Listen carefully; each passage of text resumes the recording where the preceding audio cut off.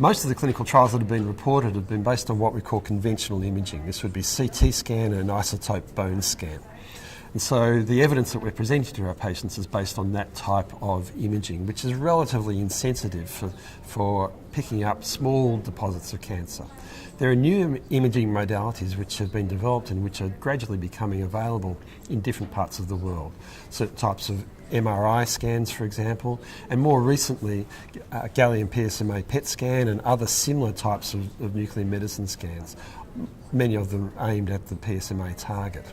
PSMA PET scan is now widely available in Australia. It's not reimbursed, but it's relatively cheap, and so we're seeing this now happening routinely and often in the absence of evidence. It probably adds very little to a man who's got very advanced disease where we can pick it up and look at responses using conventional imaging. It's probably of most value much earlier in the disease where we're trying to make decisions about whether we should put someone on systemic therapy with chemotherapy or hormonal therapy, or whether they might have a deposit of cancer that might be able to be treated with radiation therapy or perhaps even surgery.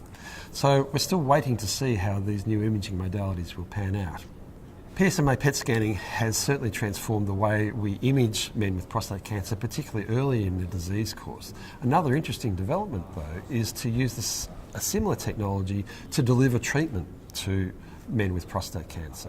The PSMA target is present on prostate cancer cells, and you can link different types of radioactive atoms to that. So one might be useful for imaging, so taking pictures, similar to an ordinary bone scan, but if you put a different type of radioactivity onto that molecule, and it binds onto the cancer cell, it can actually kill that cancer cell. It acts like a mini radiotherapy machine. So there's been some very interesting work coming out, particularly from Germany and from Australia, looking at what we're calling theranostics. This is where the same sort of approach is being used for imaging as well as treatment.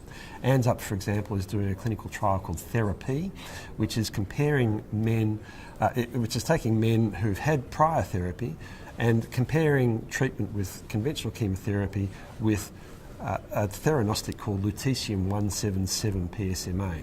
That study is now almost completed in terms of recruitment, and we're hoping to have initial results to report on that early next year.